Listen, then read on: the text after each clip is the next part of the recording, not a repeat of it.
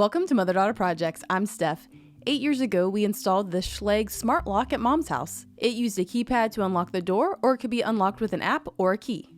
In the last year, the keypad and smart lock feature stopped working. Since that time, we've been just using the key to unlock this door. Because of this, we decided to move on from the Schlage platform and change it to a different brand of smart lock. We're going to be installing the Wise Smart Lock Bolt version 2, which is a very affordable option at $80, and we already have several smart products within the Wise line.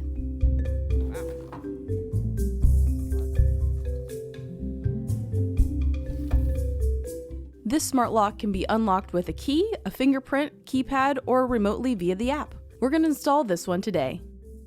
First, we're going to remove the old lock. When we installed the smart lock 8 years ago, we painted the door, and during that time, some of the paint has peeled off. So we're going to try to touch that up.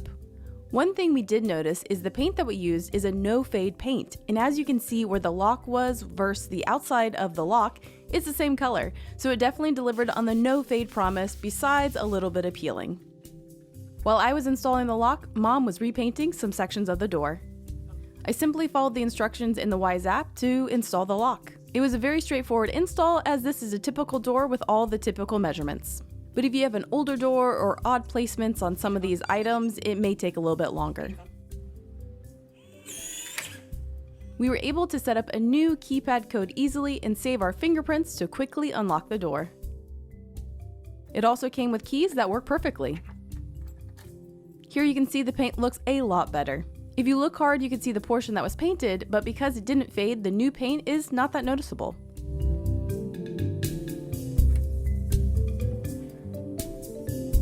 After a week or two, Mom was happy with the new lock at her house, so we decided to install the same one at my house. I have the original Wise lock on my door, and I installed that 6 years ago. The keypad recently stopped working, and after troubleshooting, the only solution was to replace it. So we're repeating the same process as we did at Mom's house.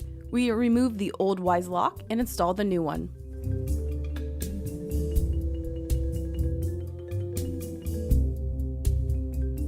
So far, I'm happy with this new lock, but I will be curious to see how it holds up over the years, as the first one only lasted 6 years for me.